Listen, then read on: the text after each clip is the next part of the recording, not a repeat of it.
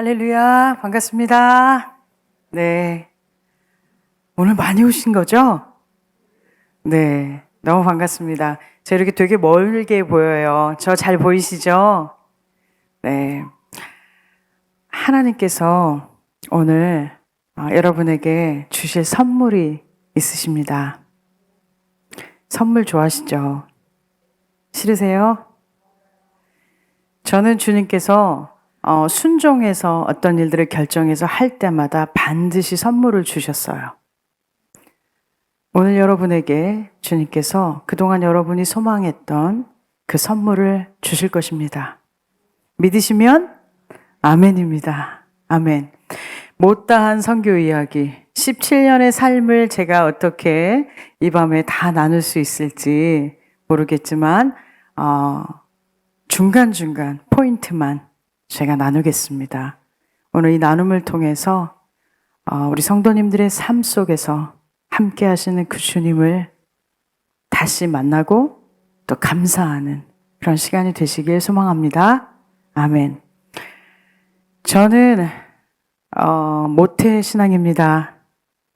저희 어머니가 권사님이시고요. 아주 아기 때부터 교회 다니는 것을 너무 즐거워했다고 해요. 교회 가서 하루 종일 놀다가 집에 오곤 했다고 합니다. 저희 부모님이 목사님이시거나 그러진 않으세요. 그런데 제가 이제 초등학교, 중학교, 고등학교를 지나면서 도대체 예수님이 나를 위해서 죽었다고 하는데 내 죄를 위해서 죽었다 하시는데 나는 죄가 없는 것 같은데 왜 나 때문에 죽었다고 하실까? 그것이 저에게는 굉장히 큰 질문이었습니다. 여러분은 안 그러세요? 저는 그래서 그게 참 많이 고민이 됐어요. 전 참 착하게 부모님 말씀 정말 잘 들으면서 공부도 열심히 하면서 잘 살았는데 왜 내가 죄인이라고 할까? 이게 되게 많이 고민이 됐었습니다. 그런데 제가 고등학교 1학년 때 캠프를 가게 돼요. 그래서 거기에서 말씀을 읽고 계속 말씀을 읽는 4박 5일의 캠프 속에서 마지막 날 드라마를 통해 예수님이 이제 십자가 못 박히시는 그 장면을 연극을 하는데 거기에서 제가 주님을 만납니다. 주님이 저에게 생명을 주신 것을 그때서야 깨닫게 되었어요. 제가 죄인인 것과 그 죄인을 위해 죄 없으신 주님이 죽으신 것. 그런데 그 귀한 하나님께서 저라는 아주 작은 사람을 위해서 그 생명을 주셨다는 것이 믿겨지지가 않고 그다음에 제가 무엇을 드릴 수 있을까? 주님께. 주님은 내게 생명을 주셨는데 나는 과연 주님께 무엇을 드릴 수 있을까 생각했을 때에 주님께 드릴 것은 제 생명밖에 없었습니다. 맛 바꿀 수도 없는 레벨이지만 저에게 있는 모든 것을 다 주님께 드릴 수 있는 것이 제 생명이고 그래서 주님께 그때부터 주님을 위해 살겠습니다라고 고백을 했습니다. 그리고서는 20살에 선교에 헌신하게 됩니다. 대한생명 노래선교단이라는 곳을 고등학교 졸업하고 바로 들어갔어요. 그래서 63빌딩 24층에서 근무하면서 군부대, 양로원, 학교, 교도소, 대한민국 전국을 돌아다니면서 복음을 전하게 됩니다.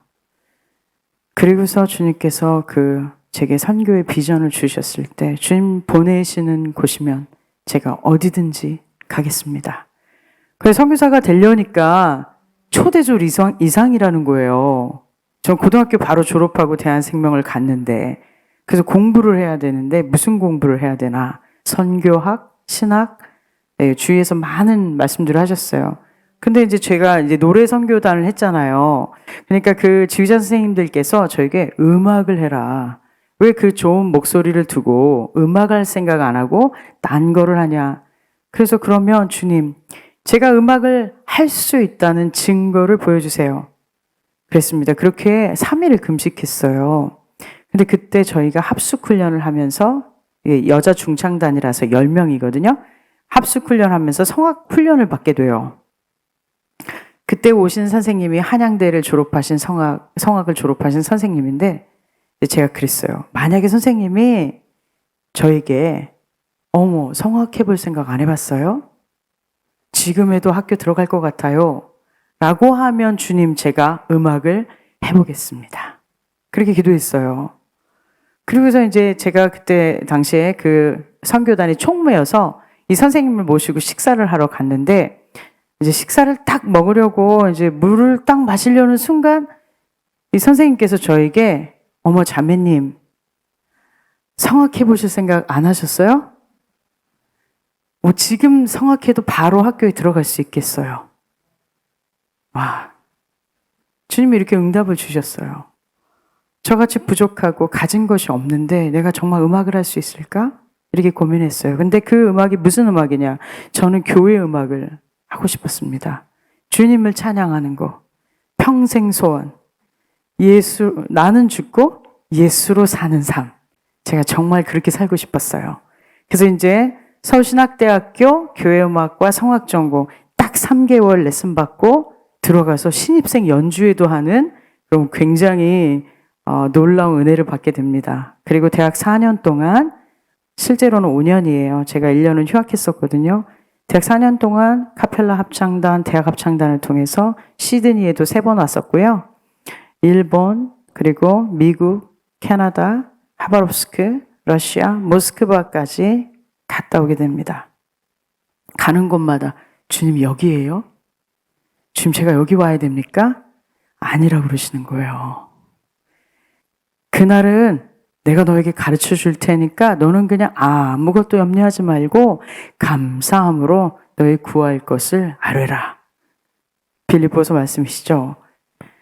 그래서 제가 그럼 주님 그때가 되면 말씀하세요. 그런데 제 대한생명 노래선교단을 이제 그만두게 되면서 거기에 계셨던 이광수 선교사님이 이제 선교지로 가시려고 계획을 하세요. 그러면서 저에게 그럼 목선자매, 자매가 나를 계속 선교사라고 했으니까 내가 아프리카 가서 음악학교 열면 자매 올 건가? 선생님 제가 가겠습니다. 주님이 부르시면 전 어디든지 갑니다. 그랬어요. 그럼 내가 10년 후에 아프리카에서 부를게. 그러시더라고요. 그렇게 제가 1995년에 학교를 입학해서 공부를 계속하고 열심히 단기 선교를 다니고 학교에 식당에 크게 붙어있는 아프리카 전도, 세계 전도인데요. 특별히 아프리카를 위해서 계속 기도했어요. 하루에 한 나라씩 기도했습니다. 그런데 마다가스카르가 그 전도에 없었어요. 2005년 7월에 이광성 기사님이 전화를 하셨어요. 자, 이제 10년인데 내가 2006년 1월에 학교를 열 건데 자매 올 수 있어? 제가 뭐라고 했을까요? 네, 제가 가겠습니다. 근데 이제 저만 갈 수는 없잖아요. 그러니까 이제 저희 남편 선교사님은 원래 비전은 선교사가 아니라 정말 평범한 장로가 되는 것. 그것이 꿈이었습니다. 돈을 많이 벌어서 교회 버스 사주고 빨리 농담이에요. 왜 친구분이 목사인데 두 분이서 그렇게 얘기를 했었대요. 그런데 저를 만나면서 제가 아프리카로 간다고 하니까 아프리카 잘 다녀오라고 자기가 기다리겠다고 해요. 그래서 기다리지 말라고. 나는 아프리카 가면 뼈를 묻을 거다. 다시 안 오니까 기다리지 마시라. 더 젊고 예쁘고 착하고 그런 사람을 만나라. 근데 저희 남편이 고민이 됐었나 봐요. 그러더니 하나님께서 자기를 부르시면 자기도 가겠다 하더라고요. 그래서 제가 지금 생각해 보면요. 저같이 고집세고 열정 있고 하나만 보고 막 달려가는 저를 저희 남편에게 딱 붙여서 움직이지도 못하고 어디 딴 데로 가지도 못하게 아프리카 선교사로 저희들을 불러주신 것입니다. 저희들이 이제 2005년도에 감리교 선교훈련원에서 훈련을 받고 이제 2006년 1월 달에 이제 가야 되는 거예요. 근데 이제 교회에서 훈련만 받아. 그럼 우리가 다 파송해 줄게. 그랬습니다. 그런데 저희가 이 아미 학교가 그 아프리카 인랜드 미션이라는 영국 단체의 프로젝트였어요. 그래서 이 단체가 부르는, 그러니까 이광수 선교사님이 그 단체 안에 속하고 저희도 그 단체에서 불렀기 때문에 이 단체를 통해서 가야 되는데, 그 목사님은 감리교 선교사로 가라. 교단 선교사로 가야 먹고 살지 않겠느냐. 뭐 부르는 것도 중요하지만 가서 어떻게 먹고 살 거냐. 그러니까 교회에서 100% 지원하는 교단 파송 선교사로 가라. 그런데 교단 파송 선교사로는 마다가스카르를 갈 수가 없었습니다. 탄자니아로 가래요. 그래서 제가 고민이 됐습니다. 내가 지금 탄자니아에서 부르심을 받은 게 아니라 마다에서 부르심을 받았는데, 내가 교단에서 교단 파송 선교사 얼마나 멋져요. 교회 파송 선교, 그러니까 교단의 파송 선교사, 교회 100% 후원하는 선교사로 가면 얼마나 괜찮습니까? 명예도 있고, 네, 안정적이잖아요. 근데 주님은 제가 모험하는 거를 즐거운 걸 아시니까 주님께서 부르신 그곳으로 가라는 마음을 주셨어요. 그래서 교단 파송 선교사를 포기하고, 이제 교회에서는 그럼 교단 파송 선교사가 아닌데 교회에서 어떻게 후원하냐. 근데 이제 장로님 10분이 계셨는데, 우리 교회 지휘자고 우리 교회 청년, 어렸을 때부터 자란 저희 김준환 선교사, 자란 우리 아들 같은 이 청년을 어떻게 후원 안 하냐. 이러면서 이제 예산 심의가 많이 될 때였어요. 그런데 주님께서 수요일 날 제가 이제 그 예배실에서 예배를 맨 뒤에서 드리는데, 이제 막 예산 심의도 되고 파송하냐 안 하냐, 뭐 가냐 마냐 이런 얘기를 막 되고, 저희는 이제 갈 준비로 이제 차도 팔고 이제 어떻게 비행기표도 사고 이제 가서 어떻게 정착할 거냐, 이런 막 준비로 이제 머릿속에 생각이 굉장히 많은, 저희가 그때 3살 4살 아들 둘이 있었어요. 얘네들을 데리고 이제 가는 거에 대해서. 그리고 또 저는 무남동녀 외동딸이에요. 저희 아버지는 제가 27살 때 돌아가셨고 어머니가 혼자 계셔서 저희가 같이 살고 있었습니다. 그럼 엄마는 또 어떻게 하나? 기도할 때 주님께서 네가 가면 내가 니네 엄마 책임져 줄게. 네가 있을 때보다 더 좋을 거야. 그러시더라고요. 그래서 그거는 이제 됐고, 그런데 수요 예배를 딱 드리는데 이런 모든 상황 속에서 이렇게 참 마음이 불편하잖아요. 그죠? 마음 불편하잖아요. 목사님 시키는 대로 그냥 교단 파송 선교사 가면 굉장히 편할 건데, 그 길은 아니니까. 그러면 내가 다 포기하고 가야 되는 그런 상황이잖아요. 그리고 막 펀드레이징을 했는데 기본 1,500불, 그 4인 가족 1,500불이 되어야 된다는 거예요. AIM 선교사는. 근데 막 열심히 펀드레이징 했는데 700불밖에 안 됐어요. 그 마음이 좀 어렵잖아요. 제가 20살 때부터 선교사 간다고 했는데 주님이 이제 진짜 간다는데 왜 이래 모든 것들이 이렇게 다 틀어집니까? 이렇게 될 수 있잖아요. 근데 수요일 날 이제 저기서 맨 끝에서 예배를 드리는데 갑자기 요 가슴에서요, 뭐가 이렇게 기쁨이 탁 터지는 거예요. 제가요, 맨날 여러분들 찬송, 이 찬송 기억하세요? 내게 샘솟는 기쁨 기억하세요? 저는 그 샘솟는 기쁨이 뭔지 그때까지 몰랐습니다. 샘솟는 기쁨이 제 안에서 나오기 시작하는 거예요. 너무 기뻐서 어떻게 사람들이 저를 보고 아니 왜 이렇게 기분이 좋아? 왜 이렇게 기뻐? 이럴 정도로 막 기쁨이 막 터져 나오는 거예요. 걱정이 하나도 안 되고. 그리고 이제 예산 심의가 끝나고 1년만 500불 지원해 주겠다. 그 다음은 알아서 살아라. 그래서 제가 알겠습니다. 감사합니다. 했는데 이 새내기 선교사가 500불 1년 지원받고 어떻게 삽니까? 그쵸 여러분? 막막하잖아요. 근데 이제 그때 당시 제가 찬양 인도자였고 금요철에 찬양 인도 기도 마지막 기도 인도하실 때 목사님 기도 끝나면 저희가 찬양하고 다들 기도하시고 이제 돌아가셨어요. 다 이제 12시가 되고 다들 갔는데 제 발길이 안 떨어져서 맨 앞에 앉았습니다. 주님 제가 어떻게 했으면 좋겠습니까? 그래서 성령께서 제게 단에 올라가서 무릎을 꿇어라. 그래서 제가 이제 저기서 이렇게 나와서 무릎을 딱 꿇는 순간 커다란 손이 제 등 머리부터 엉덩이 끝까지 제 등판이 넓거든요.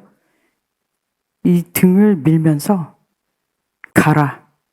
내가 너와 함께 하리라. 딱 이 두 문장을 듣게 됐어요.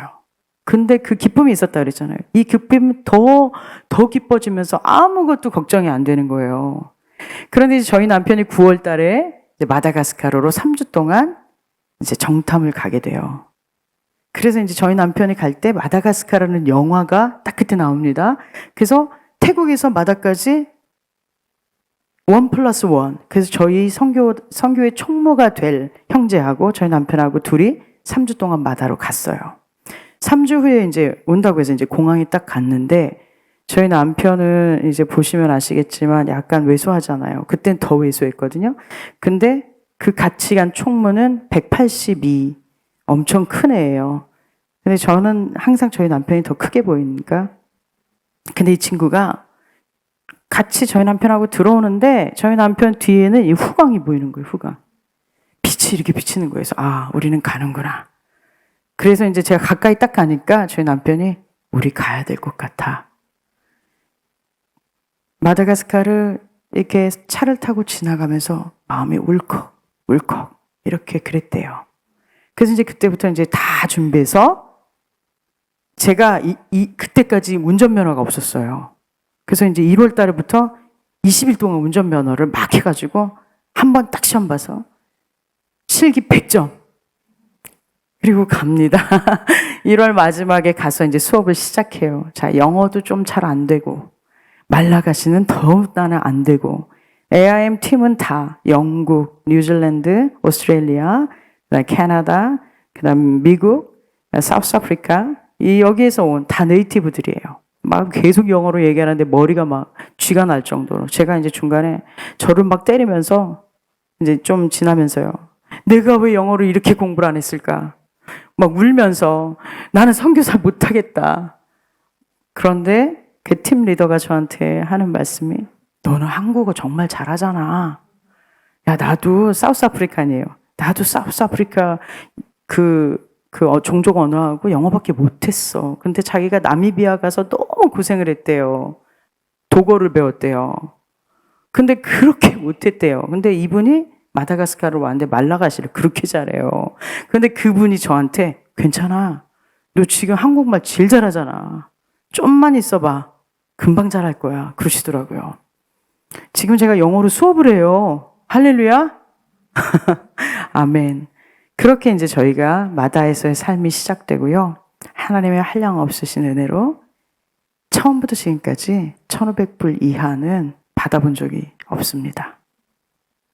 하나님께서 항상 1,500불 이상으로 채워주셨고 필요할 때 더 채워주셨고 저희들의 삶의 1,500불은 괜찮았어요. 이제 근데 2012년 이광수 선교사님 가정이 이제 떠나시고 저희가 학교를 완전히 맡게 되면서 이 모든 파이낸스, 학교를 위한 모든 것들을 감당하는 것이 저희가 너무 힘들었습니다.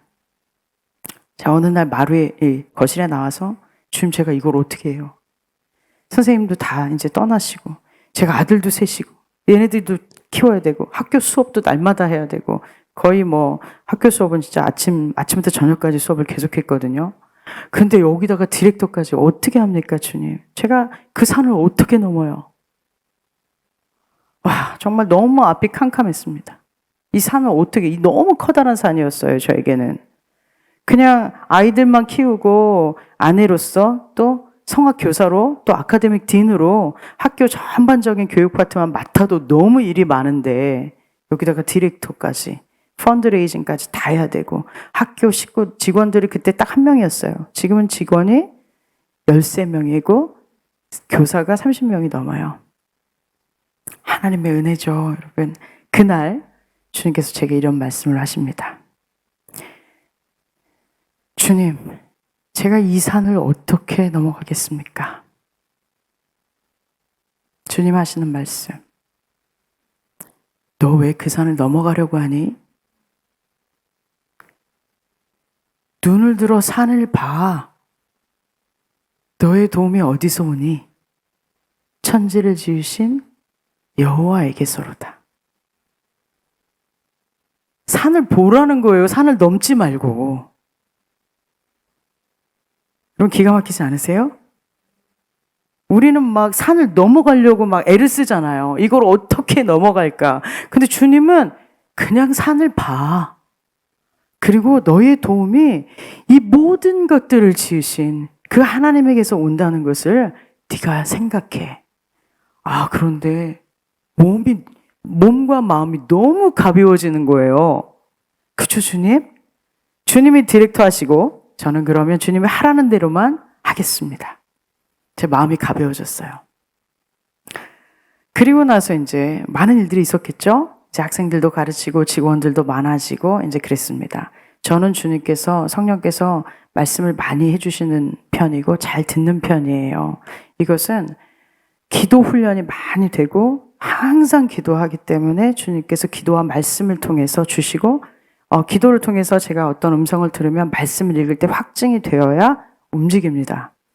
근데 주님이 이제 이 많은 예들이 있지만 어느 날 하루 제가 이제 저희 남편이 갤로퍼 94년식 갤로퍼를 이제 운전하는데 운전해서 저희 그 큰 길 그 사거리에서 우회전을 딱 하려고 그러는데 성령께서 저한테 뭐라 하시냐면 너 지금 가지고 있는 그 70만 알이 파네바 줘. 예? 파네바는 누구냐면 저희 학교에 기타 선생님으로 온 지 일주일밖에 안 된 선생님이에요. 그런데 제가 파네바한테 이 돈을 70만 알이면 지금으로 따지면 한 200불 정도 되죠? 200불 정도 되죠? 그때 당시에는 한 300불 정도 됐습니다. 근데 그 70만 알이가 저희 생활비 전부였어요. 그 주님이 제가 그 70만 알이 갖고 있는 걸 정확하게 알고 계셨고요. 그래서 제가 저희 남편한테 바로 지금 주님이 나한테 70만 알이를 파네바한테 주래요. 저희 남편이 하는 말 줘야지. 너무 심플하죠? 줘야지. 그래서 제가 주님 이거를 확증해야 되겠습니다. 확증을 주시면 제가 바로 하겠습니다. 그리고 봉투에 70만 알을 다 넣습니다. 그러면 저는 생활비가 없었어요. 일단은 봉투에 넣습니다. 주님이 하라 하셨으니까. 그리고 그 다음날 이제 학교에 출근을 했어요. 보통 때처럼 제가 책상에 딱 앉아 있는데 그 선생님은 건너병 방 옆에 앉아 있는데 갑자기 의자를 가지고 제 앞으로 와서 앉는 거예요. 그러더니 저한테 선생님, 저 위해서 기도 좀 해주세요. 무슨 일인데? 제가 결혼하려고 합니다. 그래, 너무 축하한다. 결혼하려고 그러는데 결혼의 모형, 천국의 모형을 결혼식에 하고 싶어서 지금 결혼식 장소를 다 찾아보다가 한 군데를 찾았어요. 그런데 그 결혼식 장소 주인이 저희가 천국의 모형으로 결혼식을 꾸민다고 하니까 가격을 반으로 깎아줬어요. 한 번도 그런 적이 없는데 자기들한테 가격을 반으로 깎아줬대요. 얼마겠어요? 70만 알이. 정확합니다, 여러분. 그런데 제가 이제 그때 그래, 하나님이 반드시 너의 기도를 들으신다. 그리고 이제 제가 아내 될 사람을 데리고 우리 집으로 한번 내일 오겠니? 그래서 왔어요. 제가 이제 거실에서 둘을 맞이하고 둘이 앉아있고 제가 이제 봉투를 주면서 이것은 하나님께서 당신들에게 주는 선물이에요. 그랬더니 이 현지 친구들이에요. 눈물이 줄줄 나면서 자기네들이 이런 헌금을 받아본 적이 한 번도 없대요. 유스 미니스트리를 하는데 항상 기도했지만 이렇게 누군가 다이렉트로 자기들에게 헌금을 준 적이 없다는 거예요. 처음이라는 거예요.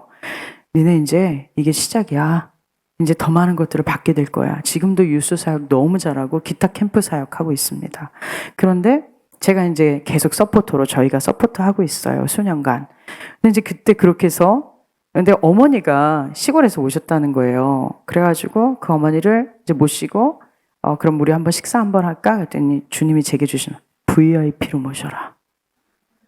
그래서 주님 네 알겠어요. 그랬더니 주님이 차비도 준비해서 드려라.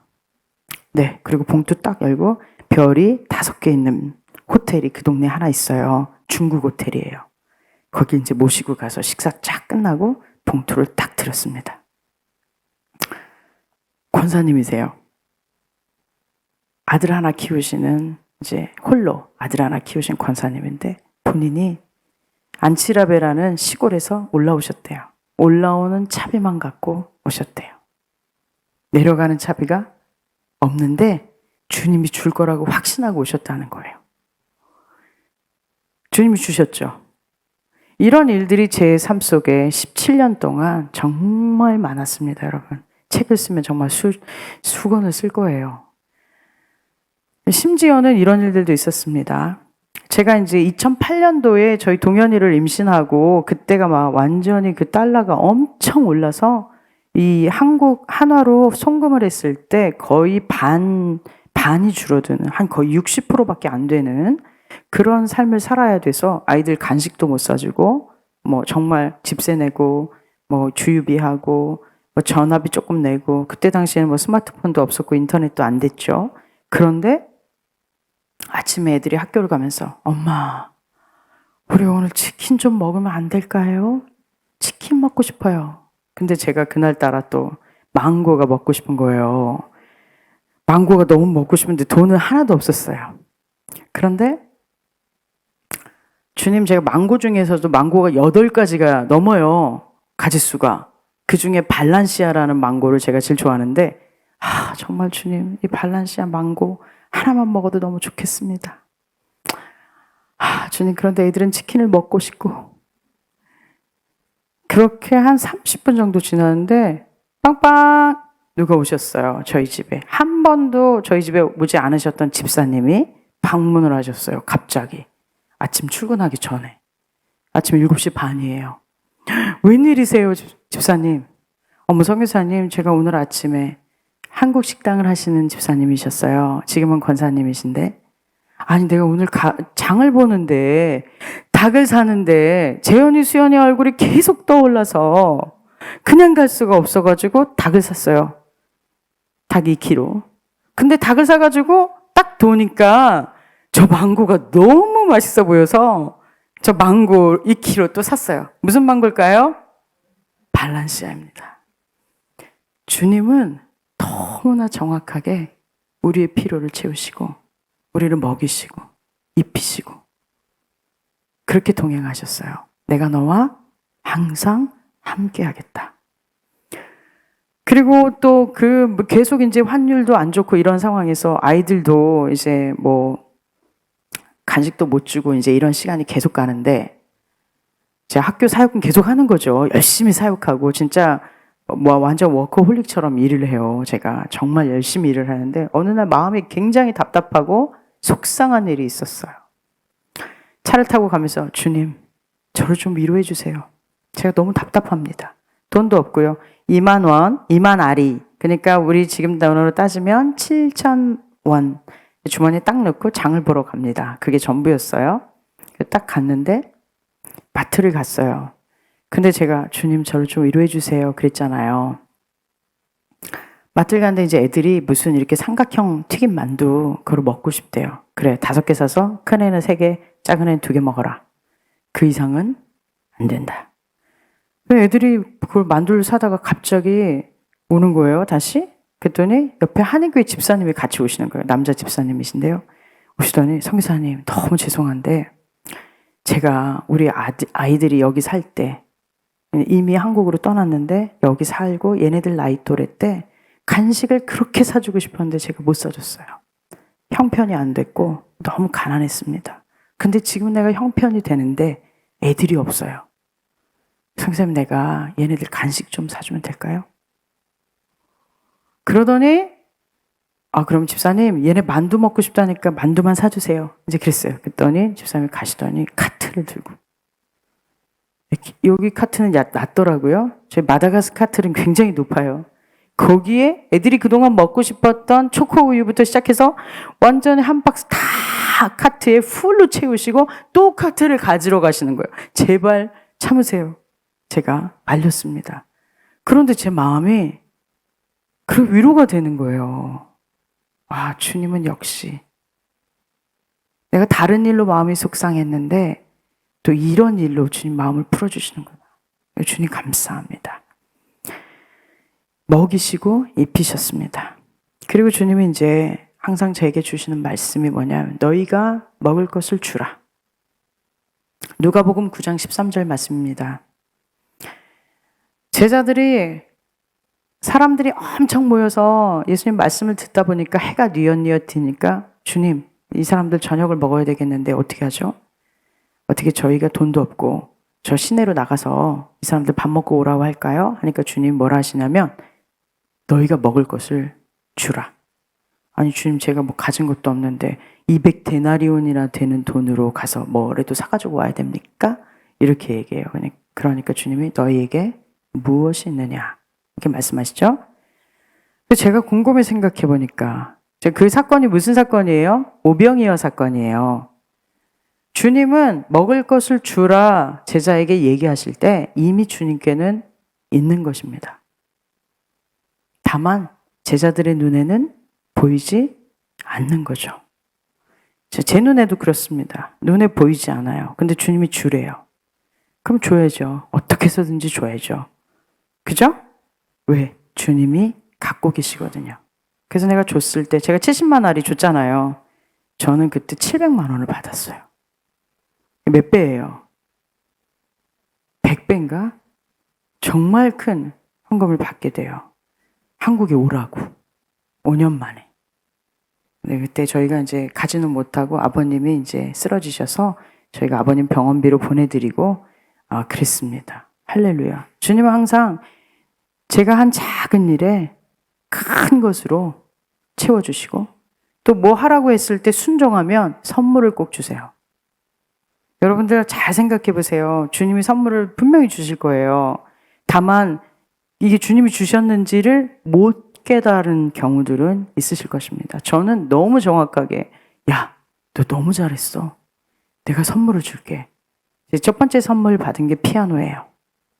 두 번째 선물 받았던 게 데스크탑, 컴퓨터. 아주 오래전 일이에요. 그리고 지금도 수시로 주님께서 선물을 주십니다. 선물 주님 안 주셔도 돼요. 해도 주세요. 이 선물을 제가 또 나눠주면 또 더 주세요. 나누는 삶을 사시는 분들은 아시겠지만 주님은 나눌 때 더 큰 것을 주십니다. 내가 아까워서 못 주면 나는 점점 더 가난해질 수밖에 없는 거예요. 주님의 공식은 나눌수록 3배, 더 많이 100배, 1000배, 10,000배까지 채워주시는 거예요. 그리고 주님을 이제 바라보면서 이제 저희가 학교를 이렇게 하다 보니까 선생님도 많아지고 이제 직원들도 많아졌잖아요. 그러면 학교를 월세를 내게 되고 직원들을 월급을 줘야 되는데 2013년, 14년에 제가 정말 너무 어려웠습니다. 맨날 마룻바닥이에요, 저희 집이. 마룻바닥에 엎어져서 주님 어떻게 하세요? 주님 어떻게 하시면 좋겠어요? 주님 어떻게 할까요? 주님 어떻게 하시면 좋겠어요? 주님 어떻게 해요? 어떻게 하면 좋겠어요? 수십 번, 수백 번, 수천 번 주님께 여쭙니다. 답이 없어요. 기도 편지 보내고 메일도 보내고 전화도 하고 방법이 없습니다. 그게 이제 제가 할 수 있는 만큼만 하니까 그게 방법이 없는 거예요, 사실. 더 많은 것들을 찾아봤으면 방법이 있었을 건데 제가 너무 미련하고 어리석으니까 아주 조금만 그게 그때는 최선의 노력이라고 생각했죠. 그런데 주님께서 계속 대답을 안 하시는 거예요. 여러분 혹시 지금 엄청난 질문을 드리는데 주님이 대답이 없으십니까? 혹시 그러세요? 한 달 내내 답이 없습니다. 이제 학교 문을 닫아야 되나 보다. 그랬더니 저희 2006년부터 같이 일했던 훌리라는 자매가 있는데 파이낸스를 맡아서 해요. 이 자매가 직원들한테 얘기를 합니다. 야, 월급을 못 줄 거야. 이제 그만둬. 너네들이 일을 찾아서 가라. 선교사님 너무 어려우니까 선교사님이 너네들 월급 못 준다는 얘기 못해. 그러니까 알아서 그만둬. 얘기한 거예요. 저한테 얘기도 안 하고요. 그런데 그날 오후에 이제 크게 큰 청년이 있는데 저한테 옵니다. 선교사님, 제가 월급 안 주셔도 같이 같이 일하고 싶습니다. 무슨 소리야? 월급 못 준다고 들었습니다. 누가 안 준대? 아이고, 학교가 어렵다고 하던데요. 그래? 고맙다. 아무튼 월급은 줄 거야. 이제 그걸 보내고 또 어떤 자매 하나가 와서 또 똑같이 얘기를 하는 거예요. 제가 속으로 주님 이렇게 착하게 같이 월급 안 주면 살 수가 없는데 월급도 많은 것도 아니에요. 그 월급 받아야 갱신이 한 달 사는데 그거를 안 받고 산다는 게 말이 되냐고요. 내 거라도 다 줘서 먹여 살려야 되는데 주님 내가 이렇게 착한 우리 직원들한테 어떻게 월급을 안 줍니까? 이제 그랬어요. 그리고 내려와서 이제 제가 학교를 둘러보니까 학교도 너무 더럽고 9년 동안 페인트 한 번도 안 하고 페인트 가격 좀 알아봐. 말도 안 되죠. 월급도 안 주고 월세도 안 내는데 페인트 가격까지 알아보래. 학교 건물이 저희가 2개예요. 메인 건물에 그 뒤에가 연습실이에요. 그런데 그 다 하니까 돈이 꽤 될 거 아니에요. 그래서 이 친구들이 저한테 아니 월급도 못 주시는데 견적을 뽑아야 돼요? 견적 뽑아. 그리고 6월 마지막 날에 메일이 하나가 딱 저에게 와요. 마지막 날 밤에 성사님 하나님의 선하신 일에 동참하게 해주셔서 감사합니다. 1,000만 원 입금했습니다. 확인해 보세요. 제 7월, 8월, 6, 7, 8월 방학이거든요. 7, 8월. 6월 달부터 월급이 없었잖아요. 6, 7, 8월 월급 다 주고 월세 다 내도 돈이 남아요. 그땐 그랬어요. 지금은 안 남습니다. 지금은 더 커졌기 때문에. 그런데 제가 이제 그거를 환전을 딱 해가지고 그 다음날 자, 페인트 얼마야? 직원들이 놀래겠죠? 역시 하나님은 우리의 기도를 들으신다. 저희 직원들이 한 이야기예요. 하나님은 반드시 우리의 기도를 들으십니다. 주님 우리에게 기도하라 하셨잖아요. 그렇죠? 기도할 때 하나님은 반드시 응답하세요.